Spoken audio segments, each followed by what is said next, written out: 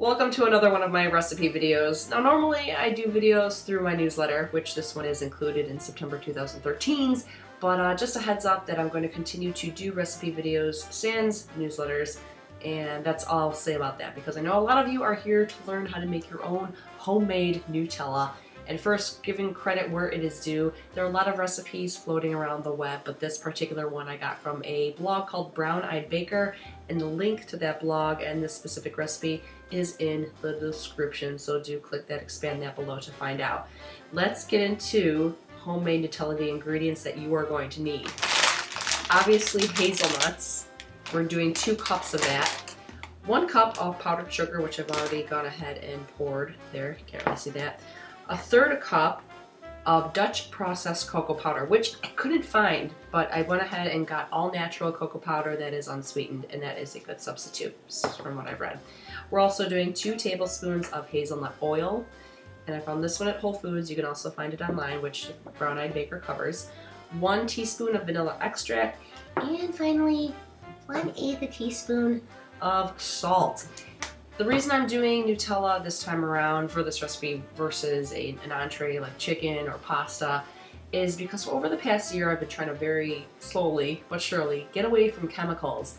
And Nutella is not too bad. You can actually read all the ingredients, but it does contain the evil vanillin, which the villain vanillin, which is practically in everything. It's highly addictive. And I have to research this on my own a little bit more, but I hear it kills your brain cells. So if we can make this ourselves and make it taste better, not as plasticky, and why the hell not? And it's not too hard. Basically what we're going to do first is we're going to roast these hazelnuts, shake off the skin, and then just combine everything in a food processor. It really shouldn't take that long, but to start things off, go ahead and preheat your oven to 375 degrees. In the meantime, I'm gonna go get a sheet and start laying these out. Boom, let's do this. All right, so I got my hazelnuts, and let me open this just a little bit more and pour out 2 cups. Uno, 1 on the floor, and yes. Go ahead and spread those out evenly. As I mentioned before, 375 degrees on the oven. We're gonna pop these in for 12 to 15 minutes. Watch them closely, especially once you hit that 12 mark. 1 minute they'll be roasted, the next minute, they'll be burnt, so do pay attention. About 12 minutes have gone by, and as you can see, these hazelnuts are pretty nice brown, roasted, dark, and very fragrant, smelling very good. So what you're going to do next is we have to get rid of the skins that are on them. And what you can do, whatever your method, put them in a bowl, and then transfer it to another bowl and shake all the skins off. What I'm just going to do is I'm going to dump it into a Tupperware container here, place the lid, and then shake away.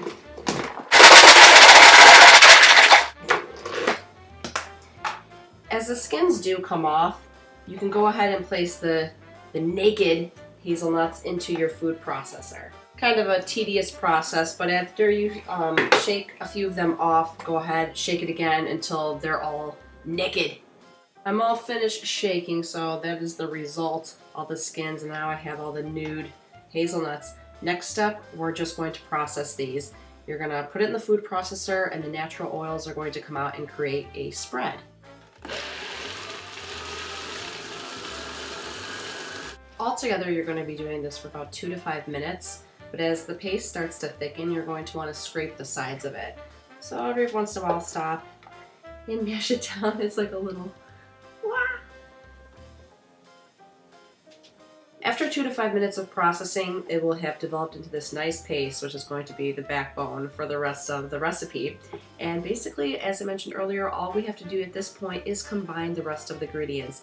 Throw that all into the processor and then process again for another 2 minutes. All the ingredients have been processed, so now it's time finally for the taste test. I've been resisting not licking my spatula this entire time. So right off the bat, let's compare it to an actual thing of Nutella. This is the brand, which is yummy, no doubt. But now look at the real homemade stuff. We'll do a side-by-side comparison just so it's not one at a time. But look, you can see the hazelnuts. It just looks not like plastic. I mean, they're very comparable as far as like consistency and shine, but I have a feeling this is going to be really good. And it's time. I'm going to do a little mix. I'm not even going to put it on a cracker. I'm just eating it right off the spatula.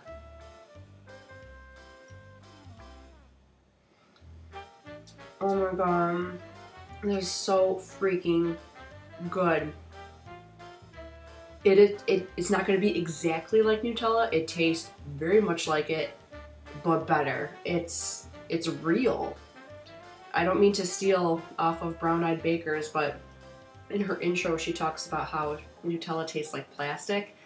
And I didn't really relate to it until I just tasted this now. If you like Nutella, I do encourage you to try this yourself. As you can see, basically you throw everything in the processor and it's done. The batch that you make will last up to a month and you can refrigerate it or store it in the cabinet. But anyone who is a fan of Nutella, I don't even want to call this. This is not Nutella. This is like hazelnut chocolatey spread amazingness, and I did it all myself. This concoction will last you up to a month, but anyone who likes this kind of spread, it's not gonna last longer than a month anyway.